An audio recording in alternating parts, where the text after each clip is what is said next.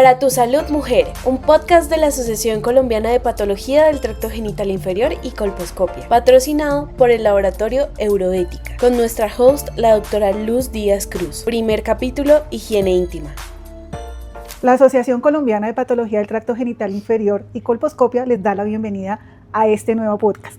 Hoy tenemos como un tema central súper importante, frecuente. Las pacientes nos abordan con ese tema. Vemos niñas de 12 años ya preocupadas por la higiene vulvar, por evitar el olor, por usar desodorantes, pensando que están haciendo un bien muy grande a su organismo, usando muchos productos que son de uso popular, que vienen en las propagandas, que los recomiendan en muchos ambientes. Entonces hoy vamos a analizar cómo debemos elegir los productos, qué debemos recomendar a nuestras pacientes, pero primero vamos a ver cosas básicas. ¿Cuál es la fisiología de la piel? ¿Cómo la debemos mantener? ¿Existe un skincare vulvar o no? Podemos recomendar una rutina de cuidado vulvar a las mujeres sanas, porque eso es una cosa, pero cuando ya tenemos una mujer con una vulva afectada, con una enfermedad de la piel, cambia nuestra óptica. Entonces vamos a abordar esos temas.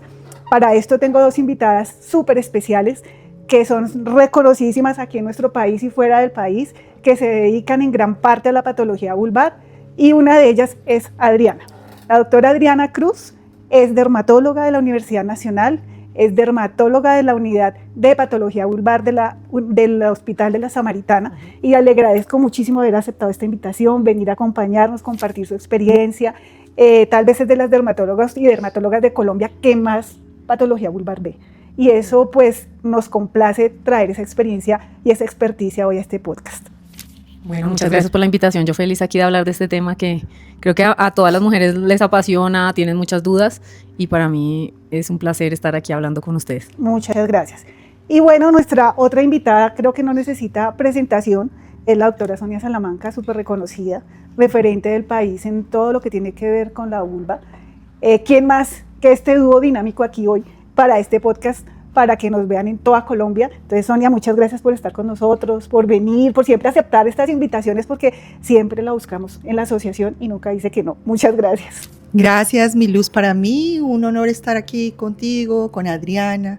Adriana ha sido mi compañera en el tránsito del aprendizaje de la patología vulvar. La conozco y me enseña día a día, así que qué alegría poder compartir con ustedes dos este espacio y esperemos que sea para todos provechoso. Bueno, entonces entrando en materia, Sonia, ¿por qué hablamos de que la vulva es un territorio especial? ¿Qué hace de la vulva un territorio tan pequeño, pero tan especial en patología, que requiere de cuidados como exclusivos, de verla y darle el valor que realmente tiene? Pues la vulva, primero, el sitio anatómico en el que se encuentra, ¿cierto? En una zona ocluida, llena de pliegues, en medio de los muslos. Es una zona a la que no fácilmente le llega la luz del sol. Entonces, esa característica de mantenerse oculta, ocluida todo el tiempo, facilita que tenga unas características que la hacen sensible a los alergenos, por ejemplo. Entonces, ella es mucho más, la vulva en general, es mucho más susceptible a perder agua. Pierde más agua que, por ejemplo, la piel del antebrazo. Hay un estudio muy bonito en el que compararon la absorción de medicamentos en el antebrazo de una mujer en edad fértil y en la menopausia y en la vulva de una mujer en edad fértil y en la menopausia. Y encontraron que la absorción es mucho más alta en la piel de la vulva sin importar la edad. Es decir, si comparo la piel de la vulva con la del antebrazo, sin importar la edad, absorbe mucho más los medicamentos que cualquier otra zona corporal. Entonces es más susceptible a perder agua, es más, absorbe mucho mejor cualquier tipo de sustancia o medicamento que esté en esta zona. La fricción, la temperatura alta que tiene la piel de la vulva la hace susceptible a muchas más enfermedades y patologías, y de hecho la gran mayoría de enfermedades de la piel tienen una expresión en la vulva. Sí. Y con Adriana lo vemos, entonces dermatitis seborreica, psoriasis, bueno, cualquier tipo de patología afecta a la vulva de una manera muy marcada. Yo aquí complementaría un poquito, y es que además en ese territorio tan pequeñito confluyen tres sistemas del organismo que son diferentes. Entonces está el sistema urinario, el sistema reproductor y el sistema gastrointestinal. Como comparten un territorio tan cercano, la enfermedad del uno puede afectar a la otra. Y entonces podemos tener la interacción entre estos tres sistemas alterando la vulva. Y puede ser que la vulva sea primero se manifieste en ella primero la enfermedad de alguno de los otros dos. Y eso es tan cierto que uno siempre dentro de la anamnesis, en la patología vulvar, pregunta qué síntomas urinarios hay, qué síntomas gastrointestinales hay, porque tú tienes razón. Por ejemplo, una enfermedad de Crohn, que hemos tenido pacientes con enfermedad de Crohn, pues tienen síntomas en vulva antes que en gastrointestinal. Exactamente. Y además, pues digamos que también, como confluyen esos tres sistemas, tienen representación de las tres capas germinativas. Entonces eso hace que sea tan especial en esos 10 centímetros cuadrados, toda esa cantidad de patología. Pero entonces vamos a ver una cosa, y es, Adriana nos va a contar cómo es la fisiología de la piel, porque, digamos, qué condiciones tiene para que la piel sea realmente una barrera que nos pone en contacto con el medio ambiente, que nos protege también del medio ambiente, para que podamos entender con el tiempo, hoy mismo, qué la puede afectar y por lo tanto, qué no debemos usar, qué consecuencias tiene que esa barrera se dañe. Bueno, cuando yo estudié hace mucho tiempo y cuando estaba estudiante me acuerdo que decían la capa córnea, que es la capa externa de la piel, está la capa basal, bueno, hay varias capas, y la última, la más externa, es la capa córnea. Decían, eso son células muertas, eso no sirve para nada. Pero resulta que esas células que ya no tienen núcleo tienen una función muy importante porque son la verdadera barrera cutánea. Esto se asemeja, si uno lo viera así en un microscopio, como a una estructura de cemento y ladrillos. Entonces los ladrillos son esas celulitas que parecían muertas y el cemento son los lípidos que unen esas células. Entonces, ¿qué pasa? Si está alterada o si le aplicamos cosas muy fuertes que quiten esas grasitas, pues se va a alterar la barrera cutánea normal. Y aparte de eso, uno tiende a pensar que la piel es limpia, estéril, que ahí no hay nada, pero resulta que nosotros estamos cubiertos de microorganismos. Entonces tenemos bacterias, hongos. Yo les explico esto a los pacientes y son como, ¿qué? Sí, o sea, uno tiene bacterias, hongos en la región vulvar también, pero ellos conviven ahí normalmente y están todos interactuando para que esa piel se mantenga sana. ¿Qué pasa? También si uno altera esa microbiota, también se va a alterar esa barrera cutánea. En la vulva también pasa algo muy interesante y es que tenemos varios tipos de piel ahí en esos centímetros, como dices tú. Hay un tipo de piel que se asemeja mucho a la piel del resto del organismo, que es queratinizada, estratificada queratinizada, quiere decir que tiene ese estrato córneo gruesito. Luego más adentro tenemos un epitelio parcialmente queratinizado, o sea, ya esa barrera está como que no tan fuerte. Y hacia la región vaginal pues ya es mucosa, que no tiene esa queratina. Entonces no va a ser lo mismo aplicar un jabón fuerte en la parte externa, donde también hay pelo, donde está bien queratinizado, a aplicarlo en la parte interna de los labios mayores o incluso en la mucosa, que eso es lo que está pasando con estos productos últimamente. Sí, y otra cosa que me parece importante como renombrar es que las terminaciones libres, que al estimularlas producen esa sensación de prurito, que es como el marcador cardinal de la patología vulvar, quedan expuestas. Si yo rompo esa barrera, lo primero que va a pasar, además de que esas células que todo el mundo considera que ya están muertas y no sirven para nada, que son bancos productores de sustancias, entonces primero ellas empiezan a producir sustancias que van a fomentar esa sensación de prurito e inflamación, y fuera de eso se van a estimular esas terminales nerviosas. Entonces son pacientes que van a consultar en primer término por prurito. Entonces, digamos que eso es como lo común cuando nosotros rompemos esa barrera que es la piel. Es que hay que tener presente eso, Lucy, es que la mayoría de pacientes van a consultar prurito, los síntomas en vulva, prurito, ardor, dolor. Y ya nuestra tarea es empezar a saber por qué pica, por qué arde o por qué duele. Y qué interesante que tengamos presente no solamente la superficie de la piel, sino las estructuras que la componen un poco más hacia adentro, ¿no? Los vasos, los nervios, los músculos, porque finalmente todos ellos van a impactar en la salud genital. Por ejemplo, si uno tiene procesos inflamatorios vulvares, puede pasar que duela, que exista dolor, y ese dolor puede ayudar a que los músculos se contraigan. Entonces, todo va interconectado y los síntomas van empeorándose y se van cronificando, y si nosotros no aprendemos a ver la vulva como más allá de la piel, pues vamos a perder muchísima información. Exacto. Ahí uno habla con los pacientes y todas las pacientes le dicen a uno el pH. Una de las cosas que debemos mirar es el pH.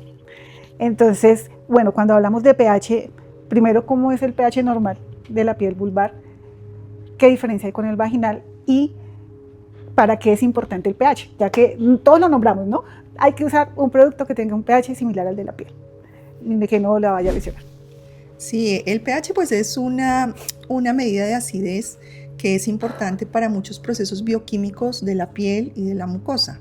es necesario para la queratopoiesis, es decir, es necesario para ese recambio de las células. También es importante para el hábitat de la microbiota. La microbiota puede habitar o deshabitar ciertas zonas corporales dependiendo del pH que manejemos. ¿Cuál es normal? Pues obviamente la vagina es ácida y a mí me da risa porque a veces las soluciones limpiadoras vulvares dicen, no, es que tiene un pH de 5. Pues sí, la vagina puede ser ácida, 3,5, 4,5, pero es que las sustancias limpiadoras no van enfocadas a la mucosa vaginal. Las sustancias limpiadoras van enfocadas a la piel que está aledaña a esa mucosa. Entonces, lo normal del pH de la vulva pues es un poquito más básico, 4,5, 5,5, y pues mantener ese pH es supremamente importante para lograr la salud cutánea. Por lo tanto, claro, el pH es fundamental y es necesario mantenerlo. Varía durante el ciclo menstrual, por ejemplo, varía durante las diferentes etapas de la vida de la mujer, pero es necesario mantenerlo más o menos en ese nivel. Entonces ya vamos teniendo más claridad acerca de qué podemos usar o cómo, hasta qué meta podemos llegar, ¿no?, para mantener la salud vulvar. Bueno, ya hemos hablado un poquito de la pérdida transdérmica de agua, pero me parece súper importante porque eso es una de las cosas distintivas de la piel vulvar. ¿Qué es la pérdida transepidérmica de agua? ¿Cómo está en la piel vulvar comparada con la piel de otras zonas del cuerpo? Y bueno, no sé cómo se pueda medir o uno cómo puede saber que está aumentada esa pérdida transepidérmica de agua. Bueno, esto se refiere a la cantidad de agua que se evapora a través de la piel y eso es completamente normal. O sea, toda la piel del organismo tiene una pérdida transepidérmica de agua. Si hay alguna dermatitis o alguna alteración en esa barrera cutánea, se va a perder muchísimo más. Entonces se va a ver una piel más deshidratada, que va a sufrir pues de inflamaciones. En la vulva se dice que es mayor al resto de la piel esa pérdida transepidérmica de agua. O sea, ya de entrada estamos diciendo es una piel más sensible y con más tendencia a sufrir de pronto irritaciones solo por ese cambio. Se puede medir, hay métodos para medir esto, se hace en los estudios clínicos, de pronto si uno quiere probar alguna hidratante, y entonces prueban sin la hidratante o con la hidratante a ver qué tanta pérdida transepidérmica de agua tiene. Pero en la práctica clínica no, es solamente viendo como si la piel está reseca, irritada, que uno puede ver. Pero sí, en la teoría tiene mayor pérdida transepidérmica de agua la vulva. La vulva. Qué concepto tan valioso, ¿no? Parece que es algo que debemos empezar a tener presente, ese tipo de conceptos que manejan los dermatólogos y que finalmente nosotros debemos saber cómo manejar esas pieles sensibilizadas. Qué chévere, Adri, gracias. Sí, eso es muy importante, porque también otro punto es yo qué quiero hacer, o sea, para que no haya como un manejo estándar. Yo qué quiero hacer, quiero mejorar la humedad, quiero que la piel no pierda tanta agua porque está inflamada, porque está irritada, porque la paciente se ha rascado o la persona se ha rascado, o qué primariamente debo tratar en una paciente. Entonces eso me parece súper importante y valioso para que ya estemos pensando. Sonia nos había hablado al comienzo, dentro de las particularidades de la vulva, la fricción, el calor del ambiente genital, y yo quiero que hablemos un poquito más sobre esto. Por ejemplo, lo que es la fricción, que ahora hay más fricción, ¿no?, porque todas usamos pantalón, entonces más fricción, el calor y la oclusión.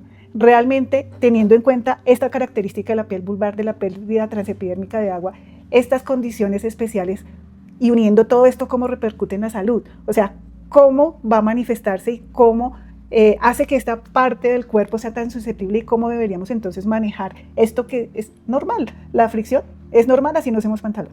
El calor es normal, tenerlo allí, es piel, suda. Entonces, ¿cómo es esto? Pues hay un concepto que Adri nos dejó ahorita y es la pérdida transepidérmica de agua, que en la vulva es 7 veces más que en cualquier otra parte del cuerpo, o sea, es una barbaridad, ¿viste? Y si uno a eso le suma que las mujeres tenemos la idea de estar depiladas, le quitamos a la piel parte de su salud.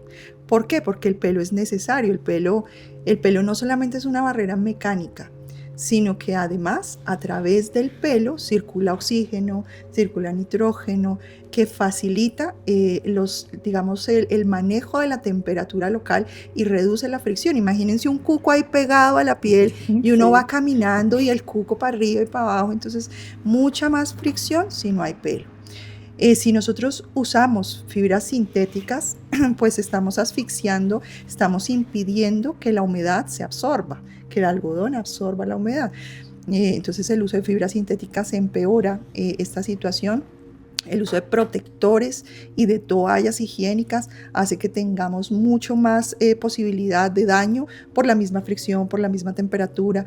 Lo ideal es que la mujer duerma o por lo menos permanezca en algún momento del día sin ropa interior, y eso no se puede limitar solo al momento en el que se sienta en la taza. Entonces debe tener el mayor tiempo posible su vulva despejada para estar más tranquila. Ahorita Luz Amparo, detrás de cámaras, nos decía, es que ahora la ropa ajustada, ¿cierto?, que facilita mucho más esa fricción, pues empeora la situación. Entonces, creo que todo lo que estamos haciendo, todo lo que nos estamos obligando a hacer, el depilado, los protectores, la ropa sintética, el estar todo el tiempo cubiertas, hace que definitivamente tengamos más dificultad porque tenemos más fricción, tenemos más temperatura y menos maneras de regular esas condiciones. Es cierto, yo les digo a los estudiantes y les digo a las pacientes, es que la naturaleza no se equivocó poniendo pelo donde no sirve, o sea, no es por vanidad, ¿no? Tiene una función y hay que conservar la función, porque otra pregunta que le hacen a uno las pacientes, ¿qué es mejor? ¿Depilarme con cera, depilarme con láser o con qué me depilo que no me haga tanto daño? Ustedes, Adriana, ¿qué dice? Bueno, yo también les digo a las pacientes y a los residentes, si estuviéramos por allá en el año 72, en los años 70, no tendríamos esta discusión, porque en esa época no estaba la moda ni el estándar de belleza de tiene que estar uno depilado en la región genital. Entonces, pero pues bueno, nos pusieron ese estándar de belleza, pero yo hago como que entiendan que eso no es lo normal, eso es como algo que nos impusieron ahora, pero que lo normal es que haya pelo ahí, que protege, que incluso pues sirve para otras funciones como la función sexual, bueno. ¿Qué es mejor? Pues lo mejor sería no quitarlo, pero ojalá no se usen métodos que puedan lesionar la piel. Entonces la cera caliente y más encima cuando la arrancan pues se lleva parte de la barrera cutánea.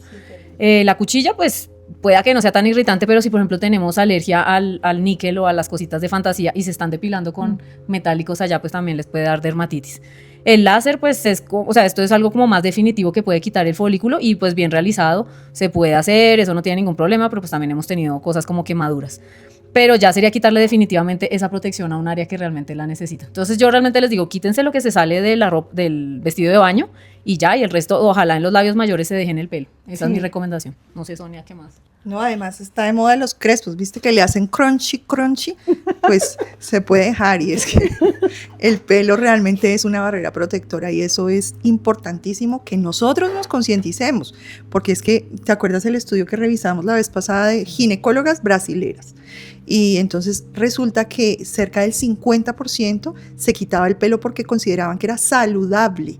O sea, nosotras mismas tenemos el concepto de que es higiénico, que es saludable quitarnos el pelo cuando no lo es. Hay estudios que nos hablan de incremento de las lesiones por papiloma, entonces más BPH, más lesión intraepitelial de alto grado, y nosotros lo vemos en consulta.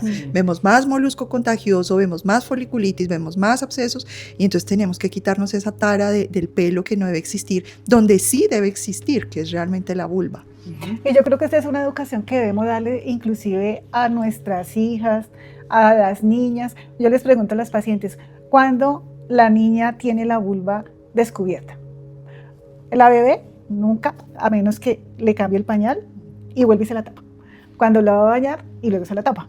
En la mujer, en edad reproductiva, ¿cuándo tiene la vulva descubierta que no esté sometida a fricción y estas cosas? Cuando entra a evacuar, ¿cierto? Cuando se baña, cuando tiene vida sexual, de resto está tapada todo el tiempo.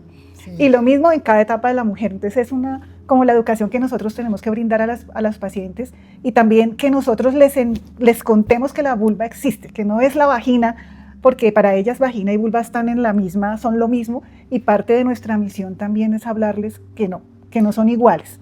Ni tienen las mismas características y que se comportan de manera diferente. Y es que, por ejemplo, Lucy, nosotras decimos, en las niñas las dermatitis son más frecuentes porque no tienen pelo. Pues que las pobres niñas no tienen pelo porque naturalmente no lo tienen.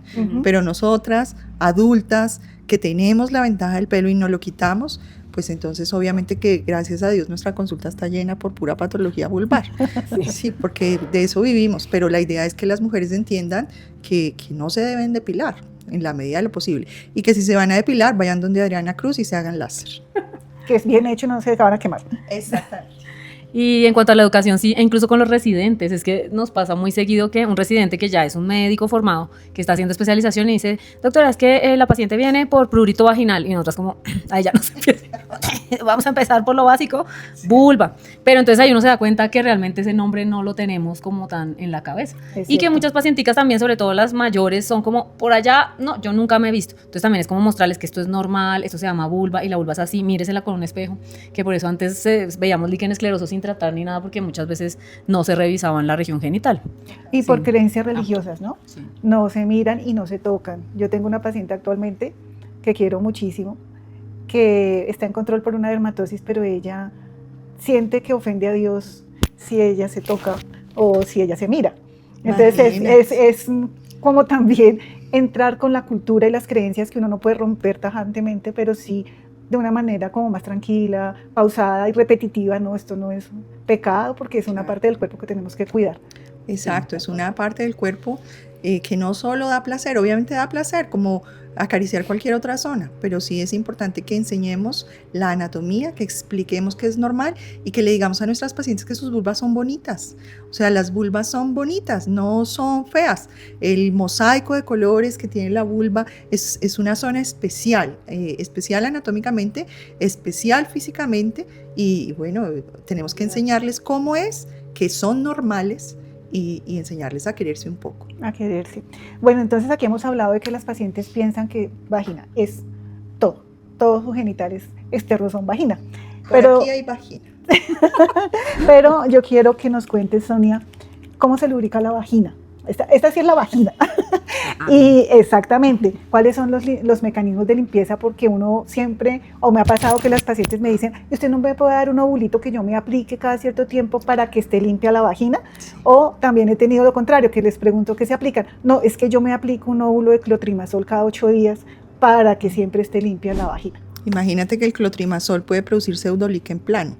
Entonces eso es gravísimo y sí es muy frecuente, es una práctica frecuente igual que el isodine. Entonces hay pacientes que se ponen isodine en óvulos con cierta regularidad para limpiarse, que es una práctica que no viene al caso. Bueno, pues ¿de dónde viene la secreción vaginal? La secreción vaginal viene del moco cervical y viene del transudado vaginal. Entonces tenemos esas dos fuentes de secreción maravillosas que producen aproximadamente 5 centímetros cúbicos de flujo. Es necesario que nosotras, sobre todo cuando las pacientes consultan, tengo flujo, miremos si realmente es normal o es patológico. Si ese flujo es fisiológico, debemos explicarle cuánta secreción produce al día. La actividad que yo normalmente hago es que cojo una jeringa, la lleno con 4 a 5 centímetros de agua y les pongo en la mano una gasa y les muestro cuántos son 5 centímetros, que es mucha secreción. Y si la paciente tiene una ectopia cervical, pues obviamente la acidez de la vagina va a hacer que estas glándulas secreten mucho más. Entonces podríamos estar hablando de cantidades mucho mayores. De ahí viene la secreción vaginal, de esos dos fluidos, el fluido cervical y el transudado vaginal. Claro, habrá un pequeño aporte de las glándulas vestibulares mayores y menores, pero en una proporción mucho más pequeña.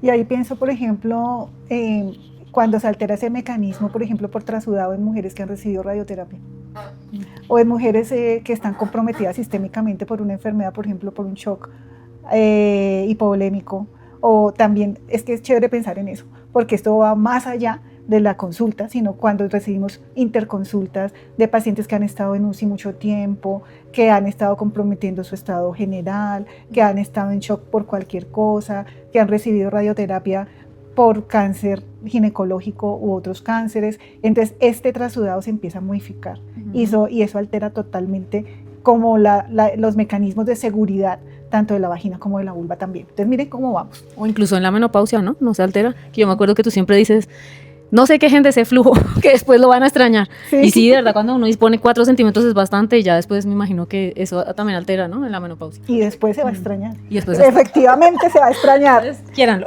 Quiéranlo, lo van a extrañar después. Sí, bueno. Y no solo que es agua, ¿no? O sea, ese fluido no es solo agua, sino que ese fluido trae inmunoglobulinas, que son importantes para para el mantenimiento de la hemostasia, saca células muertas, porque ese fluido trae y arrastra las células que se descaman. Recuerden que el epitelio vaginal hace un recambio aproximado cada 120 días, entonces toda esa descamación de las células sale allí. Sale las bacterias y los hongos que no necesitamos, sale el semen, sale todo en ese fluido, es como un río de secreción que nos limpia, y eso es otra práctica importante, y es que las pacientes no se metan los dedos a la vagina para limpiarse, ¿no? Para masturbarse está divinamente, pero para limpiarse no, porque no es una práctica higiénica, porque las uñas realmente tienen bacterias, sí. La piel en sí tiene más estafilococo, que es que estafilococo no tenemos en la vagina, entonces pues normalmente, entonces meterse los dedos es una mala práctica. Por lo tanto, favorecer y explicar que la vagina se limpia sola, que no hay necesidad de hacerle mayor cosa. Y mira que hay otra cosa que ahorita caigo en cuenta, y estaba revisando un poquito, por ejemplo, estas pacientes con líquen plano erosivo, que muchas veces a uno le dicen, es que yo tengo flujo también y el flujo me produce mucho ardor.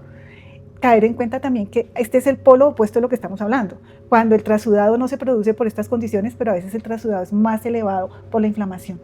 Entonces empezamos a formularles 1000 cosas. Entonces siento mal olor, es que además del ardor yo vivo ahora mojada todo el tiempo, tengo flujo, además de esto que usted me dice que tengo un líquen plano, pero mira que también lo que se ve es que es aumento de flujo pero de células muertas.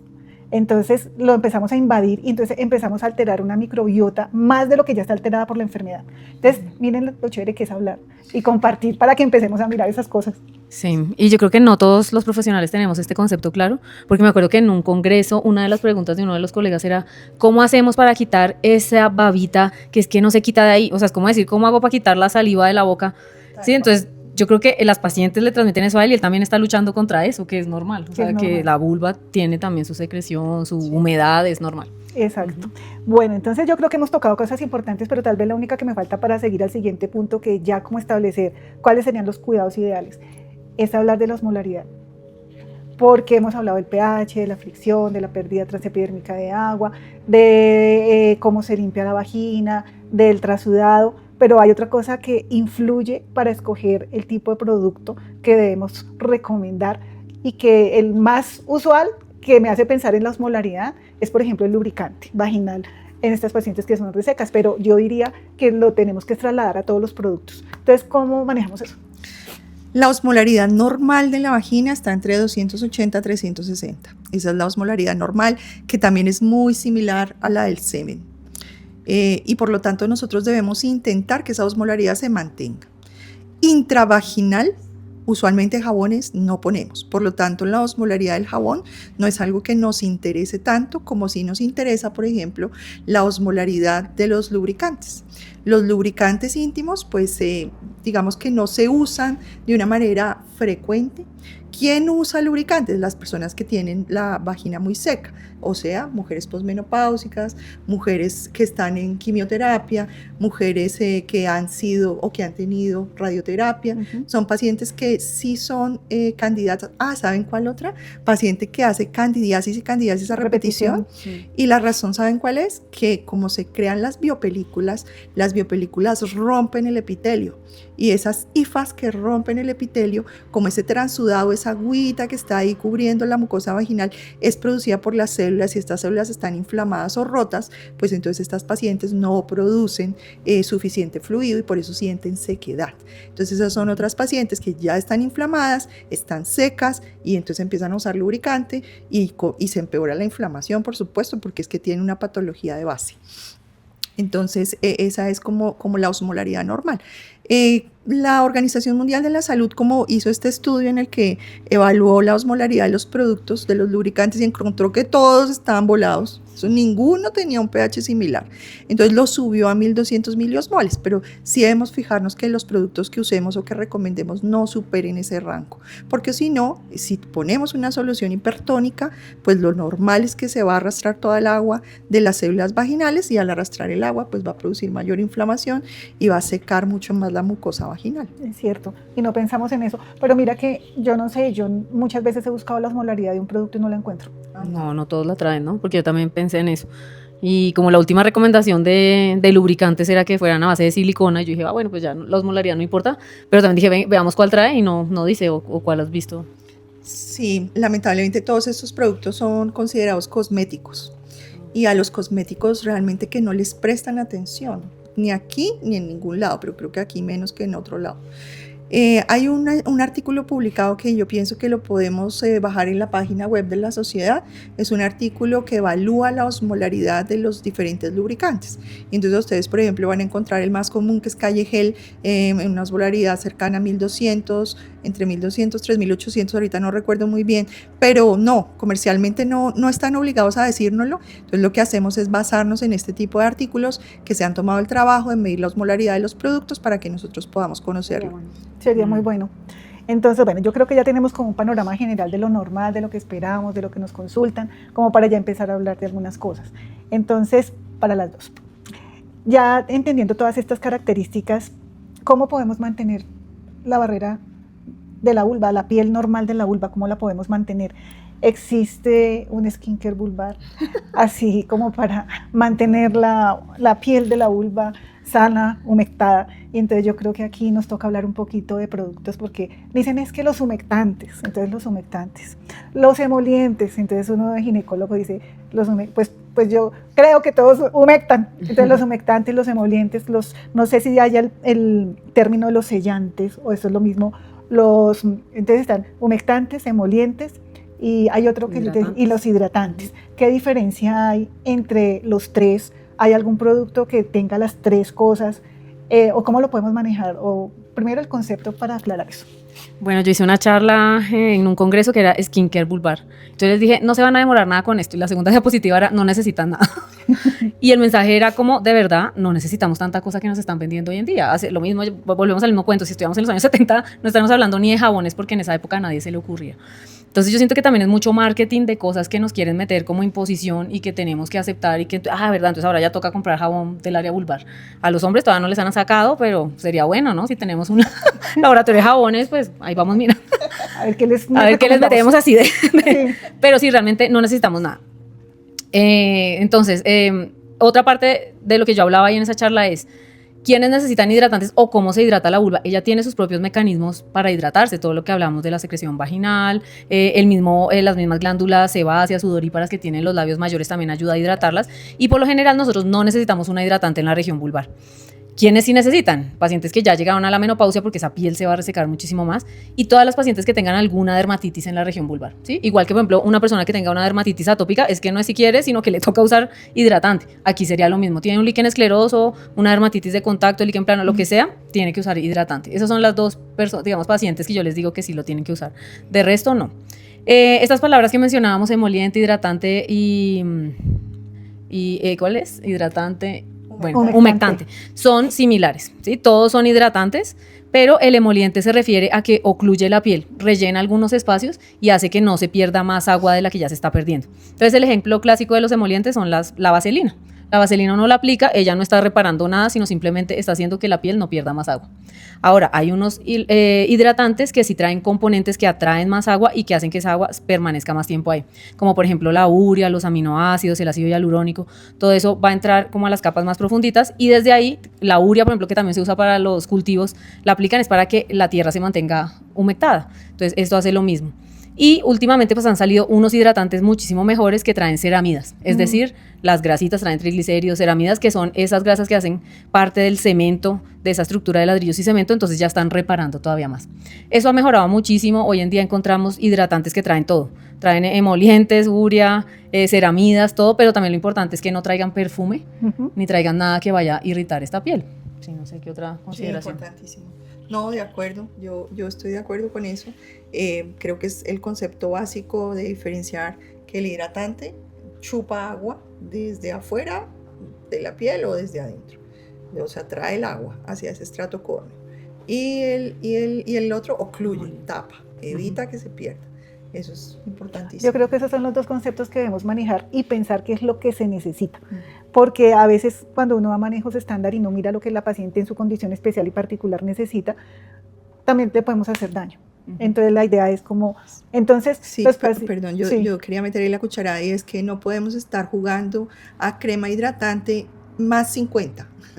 O sea, más de 50 años y menos de 50 años. O sea, crema hidratante para menos de 50 años no se necesita, a no ser que la paciente tenga una sensibilización por alguna causa, pero no existe el skincare. Y creo que ese es un concepto que remarcamos y que compartimos las tres. Voy a contar una anécdota que nos hizo reír mucho a los residentes. A mí tuvimos una paciente de más de 70 años que fue para una colposcopia. Cuando miramos la vulva, yo la miré y le dije, señora, ¿usted cuántos años tiene? 72. Yo dije, usted tiene una vulva de 50. ¿Qué se hace? ¿Usted qué se hace? Entonces, no, es que yo desde muy joven me aplico X crema, desde aquí hasta la punta del dedo gordo pasando por la vulva, porque ella sí me habló de la vulva. ¿Cuál crema? No sé si la pueda decir acá. Sí, claro, necesitamos. Y al otro día todas la habíamos comprado. Da el dato.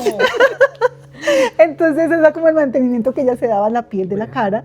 Me dio mucha risa, ¿cierto? Pero yo creo que los hábitos hasta de la alimentación sana nos evitarían estar pensando en esas cosas. Ya en este punto, entonces, las pacientes a uno le preguntan, ¿y yo con qué me lavo la vulva? Pues sí, una cosa es, digamos, el hecho de aplicarse algún producto dermatológico, ¿cierto? Pero otra, de uso diario, ¿con qué me lavo la vulva? Así como yo me lavo la piel en general todos los días, hay algo con lo mismo que me lavo la piel del cuerpo en general, ¿me puedo lavar la vulva o con qué me la lavo?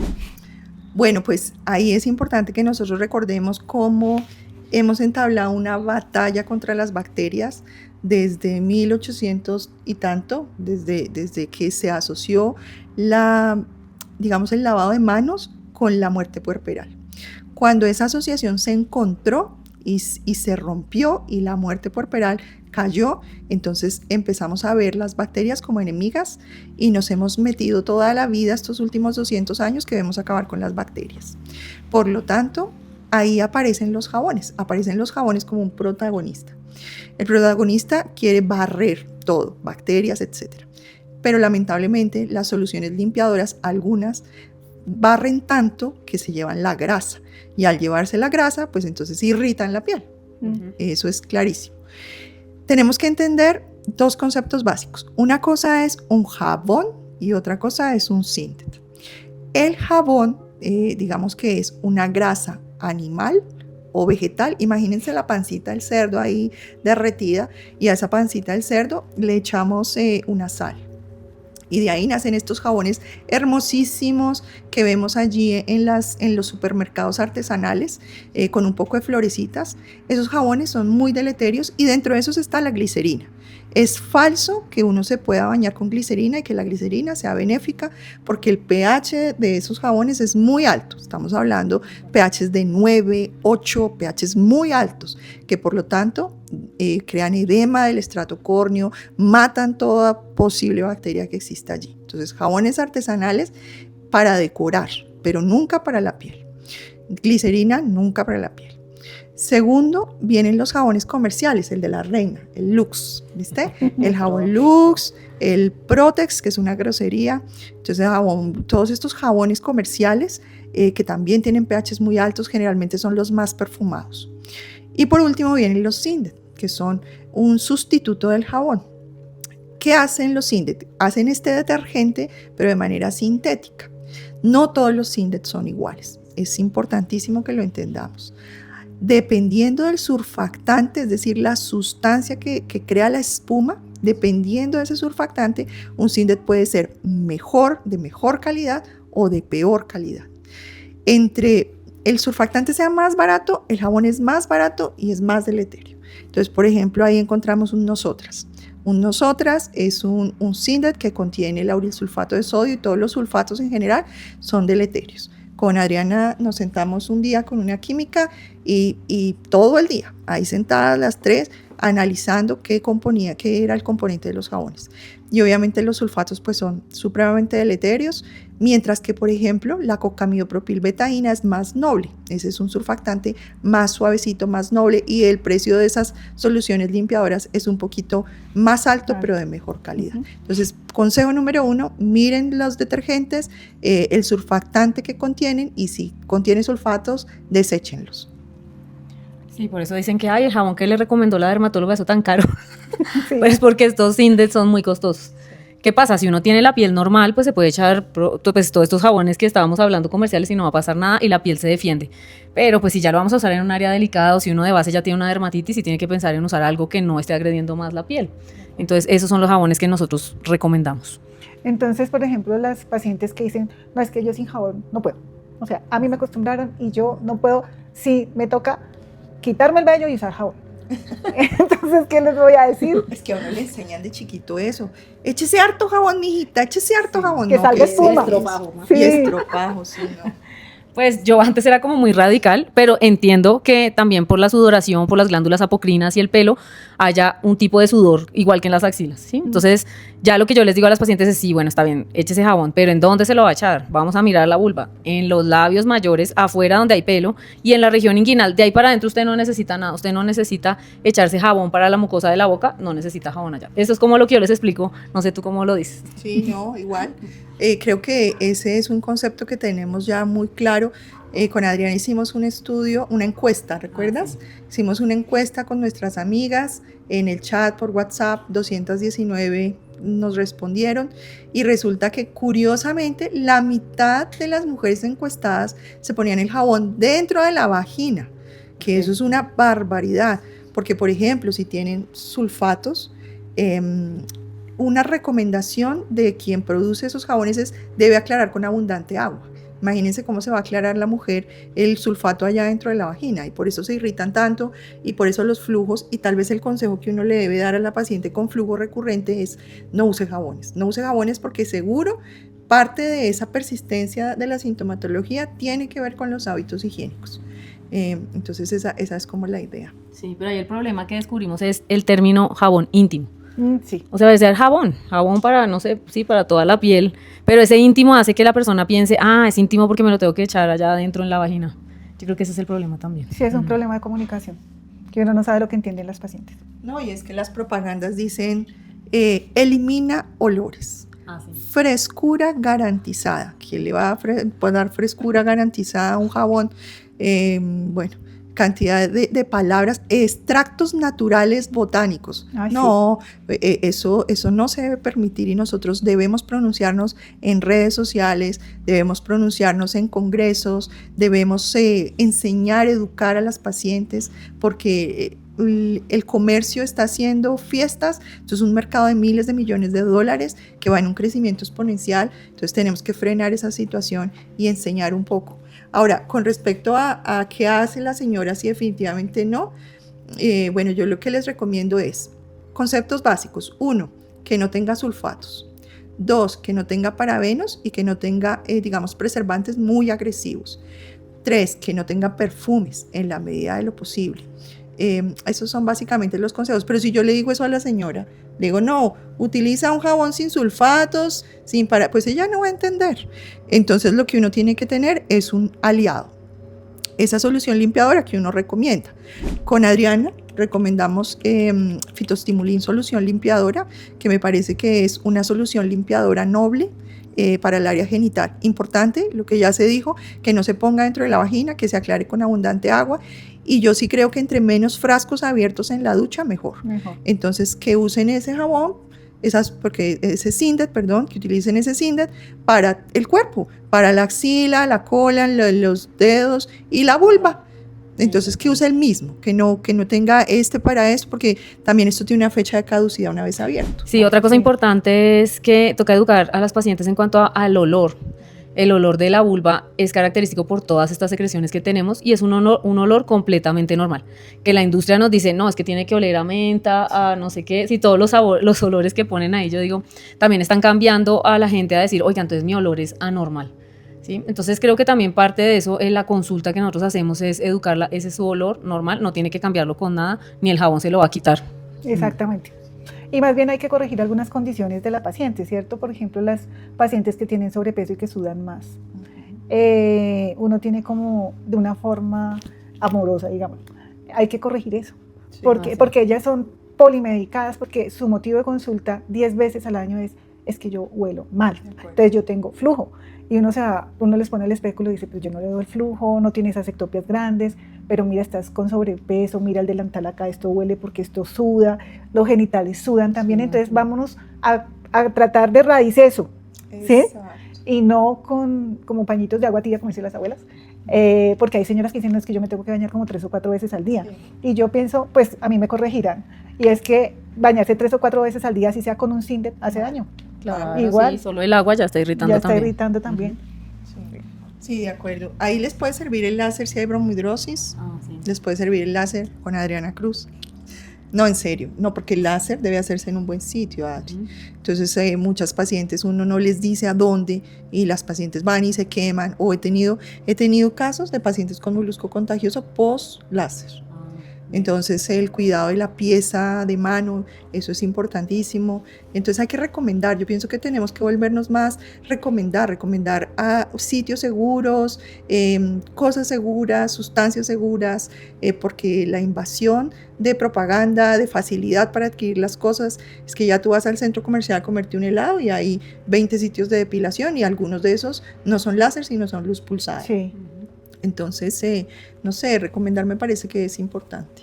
Pero ese tema siempre lo hemos tenido ahí como en remojo y tenemos que estudiarlo más, que es la bromidrosis, o sea, el mal olor, porque sí existe. Y uno tiende a pensar que, entonces, lo que tú dices es como, le huele mal, pero no tiene flujo. Pero pueda que sea de verdad esa misma exceso de sudoración de las glándulas apocrinas.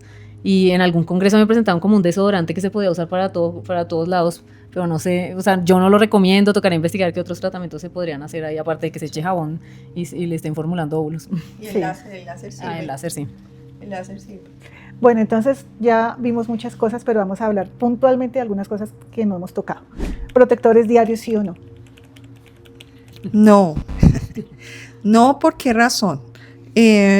Primero, los protectores, al igual que las toallas, pues la contaminación al medio ambiente es bárbara.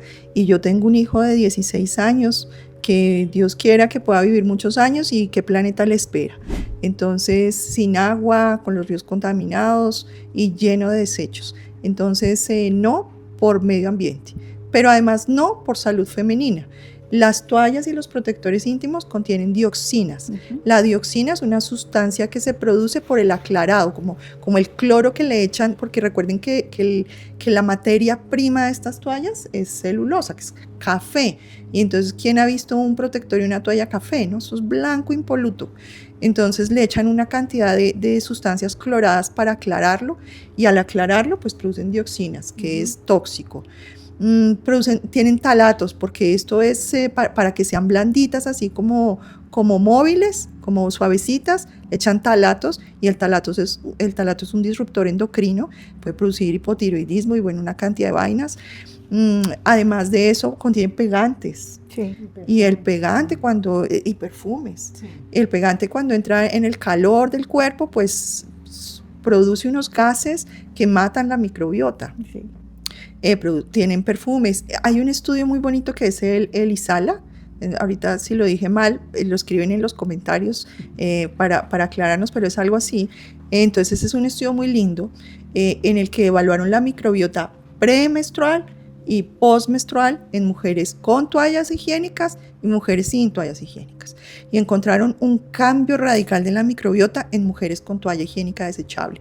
Y es por todas estas sustancias. Entonces debemos abolir ese tema de las toallas higiénicas, volver a los calzones menstruales, que son una maravilla. Tenemos que recomendarlas, y es importantísimo con qué se lavan. Adri, ¿con qué se lavan los calzones? Pues lo que recomendamos son detergentes líquidos, ya que los que vienen en polvo puede quedarse ahí como ese polvo en las fibras y puede irritar la piel. Entonces, generalmente para dermatitis atópica, cualquier condición sensible de la piel, utilizamos jabón líquido para la ropa íntima.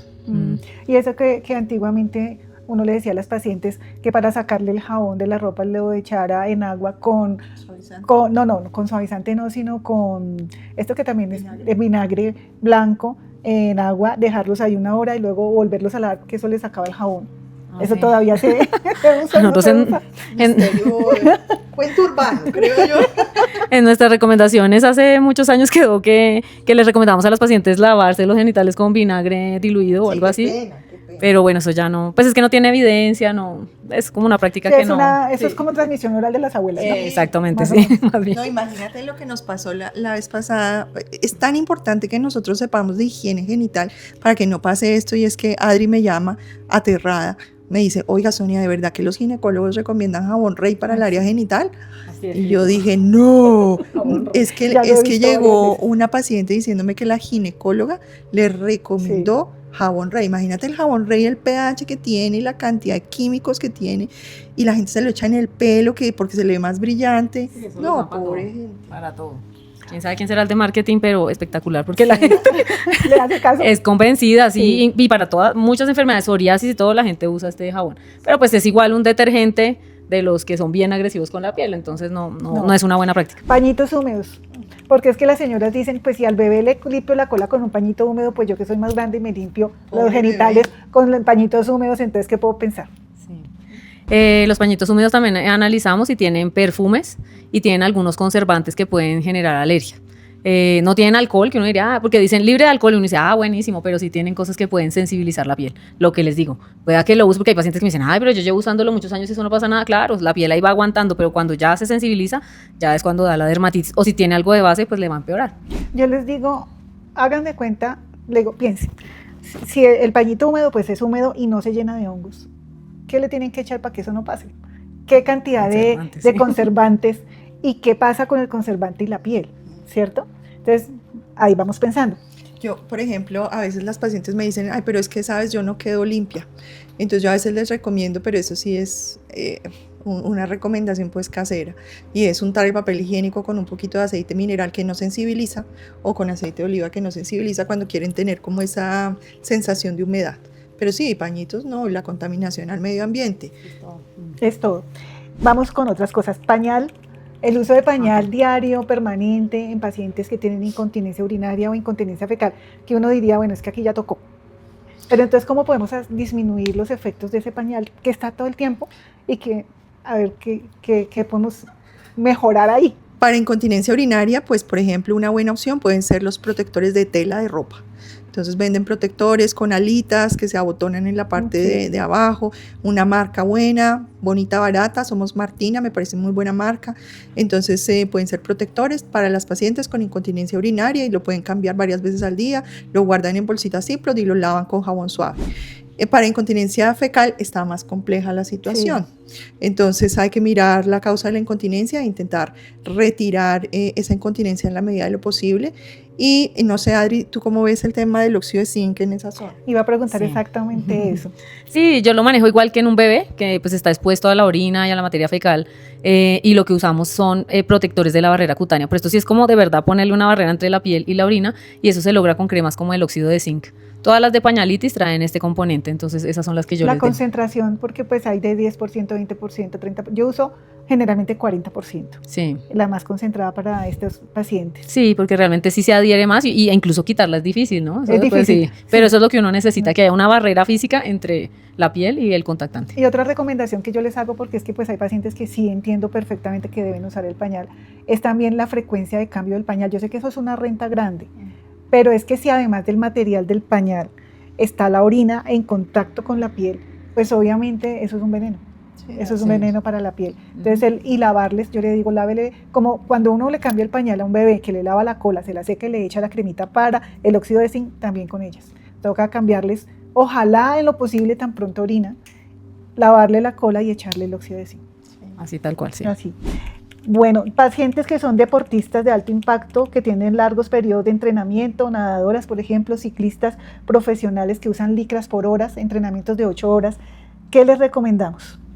Bueno, también salió un artículo, pero era una revista de deportes como Women's Health, que hablaba acerca de los síntomas que presentan las ciclistas y que generalmente no se habla de eso. Es decir, en los hombres se han diseñado sillas especiales para que no les maltrate el periné, sí, para que no sufran, pero en las mujeres resulta que no. O sea, empezando por ahí también hay un poco de falta de estudios porque no hay muchas sillas que se puedan adaptar a esta zona y que eviten la fricción. Segundo, pues tienen que hacer en ese artículo mencionaban, toca hacer un buen ajuste de la bicicleta, porque si le queda a uno largo el pedal, entonces está todo el tiempo así y más roce para esa región. Se debe usar licras adecuadas, pues eso generalmente tienen como un colchoncito que se llama crema badana, todo eso toca usarlo. Y también no está de más usar una crema también protectora. Hay muchas que se pueden encontrar para ciclistas y eso sí se los recomiendo porque evita la fricción. Y pues para los que nadan también pues toca salir de la piscina y bañarse, quitar ese cloro y también pues con un jaboncito suave.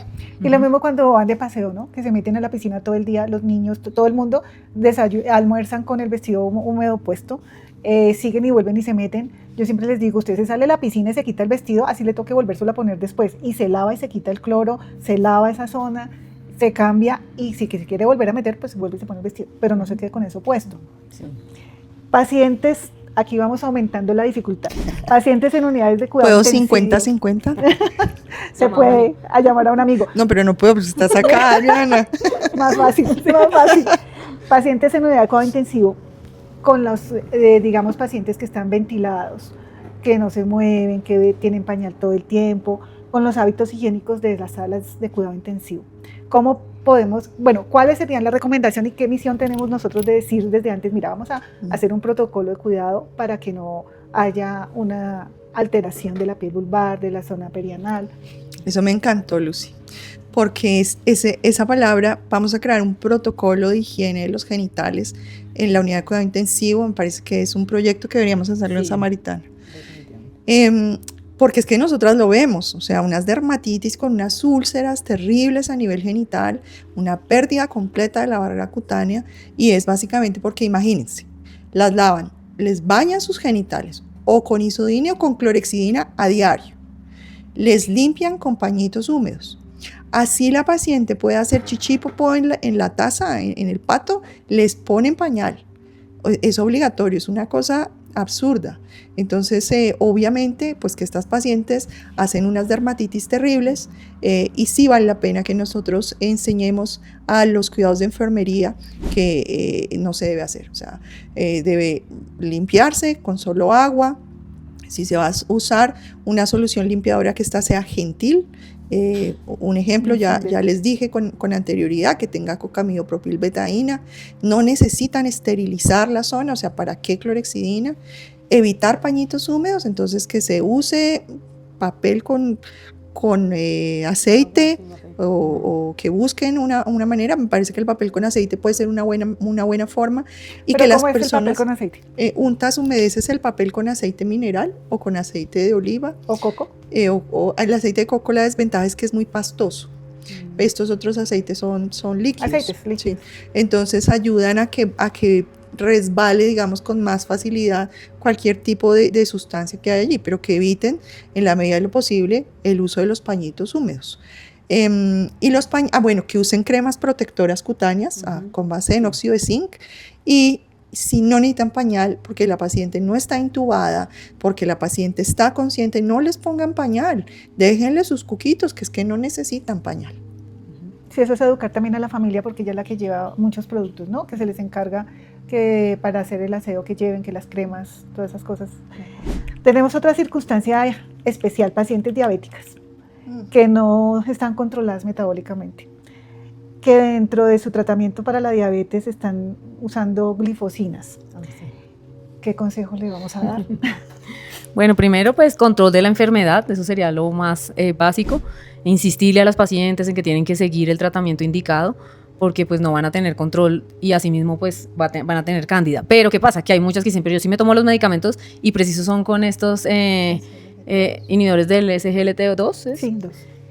Y estos medicamentos lo que hacen es aumentar la excreción de azúcar, es decir, dar glucosuria, y esto es perfecto para la cándida. Entonces eso lo hemos visto muchísimo ahora, muchísimo. Esas cándidas. Entonces ahí le mandamos de todo, fluconazol, todas las cremas, óvulos, y no se les mejora hasta que no les quiten el medicamento, es impresionante.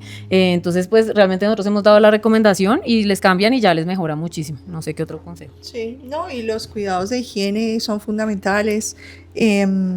Hay cosas importantes, y es que la mayoría, al 25% de las mujeres que les dan ese LGT2 hacen candidíasis, 25%, o sea, no son todas, pero una de cada 4 la hace. Y la que la hace es un dolor de cabeza, porque su respuesta usual a los azoles, al fluconazol, al clotrimazol, no es tan buena. A veces nos decantamos más por nistatina, más por ácido bórico, pero es importante tener esa como ese concepto presente.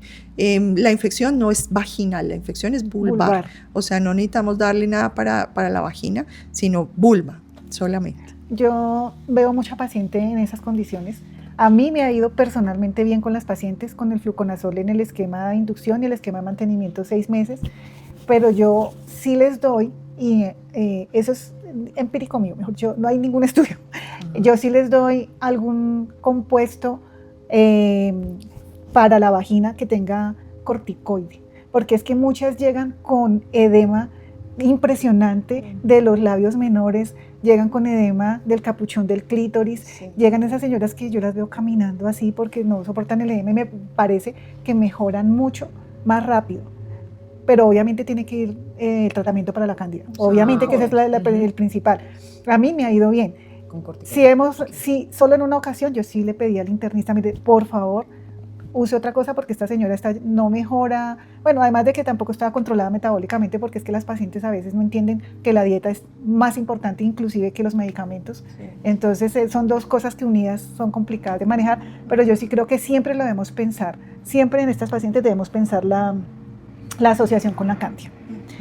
Otra condición son las mujeres webcam usando juguetes sexuales por largo tiempo. He tenido pacientes que tienen turnos de 8 horas, de 12 horas, trabajando frente a una cámara y he visto mucho edema vulvar y dolor. ¿Qué les recomendaríamos? Pues porque, digamos, en cierta medida es como una condición asociada a la labor, ¿no? Al trabajo. Sí, es importante no juzgar el trabajo de las mujeres. Y eso es necesario cuando las pacientes nos hablan con claridad sobre su oficio, su profesión. Las pacientes que trabajan, que son modelos webcam, usualmente, como tú dices, duran horas sentadas frente a un computador interactuando con los clientes. Cuando un cliente, ellas normalmente tienen unos dispositivos que se ponen en la vagina o se ponen en el ano, que cuando un cliente paga, eso les vibra. Y al generar esas vibraciones, y esto puede ser varias vibraciones a la hora, o sea, en una hora pueden ser muchas vibraciones, eso hace que el piso pélvico se contraiga. Y por lo tanto, estas pacientes sufren de dolor vulvar. Y es una causa muy frecuente. Ellas llegan diciendo, me arde la vulva, me duele no dicen me duele, dicen me arde la vulva. Y uno llega y las examina y no tiene inflamación, no tiene cambios cutáneos, y lo que uno sí encuentra es esa marcada hipertonía del piso pélvico.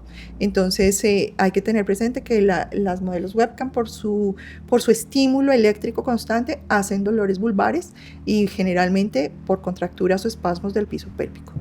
Lo segundo es que ellas utilizan lubricante, pues obviamente ellas necesitan facilitar la introducción de elementos tanto a la vagina como al ano. Entonces ellas utilizan lubricantes. Ahí hay que hablarles muy bien de qué tipo de lubricante usar, ¿cierto? Mirar si los juguetes son propios o son juguetes que comparten, porque en ese caso tendríamos que tener mucho cuidado con las infecciones de transmisión sexual. Entonces eso básicamente, que intenten descansar su piso pélvico, que todas, si es posible, hagan terapia de piso pélvico de manera rutinaria.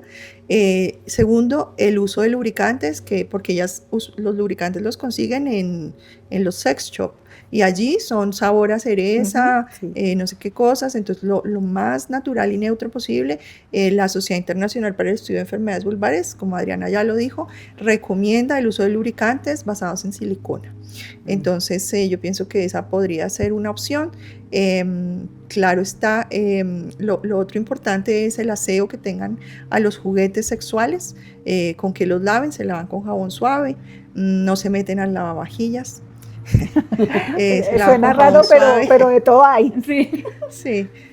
Bueno, se lavan con jabón suave y ya básicamente como esos cuidados, el lubricante, con que los lavan, no hacer intercurso recto o ano vagina. Yo creo que eso. Y descansar. Descansar. Sí. Bueno, pues yo creo, la última era lubricantes, pero ya hemos hablado de los lubricantes. Sí, aunque sí quería aclarar que eso no está escrito todavía. Estamos también haciendo algunos estudios y todo, pues porque los de base de silicona también tienen sus contras y los de agua pues tampoco se sabe bien la osmolaridad. Mejor dicho, esto no está escrito y sí sería bueno tener más estudios y poder crear un producto ideal. Sí, yo creo que el producto ideal no existe. Y hay otra consigna que he aprendido a través de la vida, es que ni todo es veneno ni nada es veneno, ¿no? Todo depende de la dosis. O sea, hay unos que sí, definitivamente hay cosas que no se deben usar, pero hay otras que yo les recomiendo a las pacientes, bueno, si para usted, por ejemplo, usar una ropa interior negra, licrada, con brillantes, es importante de vez en cuando, pero no su uso diario, para no dañar la piel. Yo les pregunto ya como para terminar, cada una me va a dar un mensaje clave que debe quedar en el auditorio, un mensaje de este podcast. Yo pienso que el mensaje más importante es eduquémonos, ¿sí? Tengamos conciencia de lo importante que es saber y recomendar hábitos higiénicos y el impacto que estas recomendaciones tienen en la salud femenina. Entonces, educarnos me parece que es lo más importante.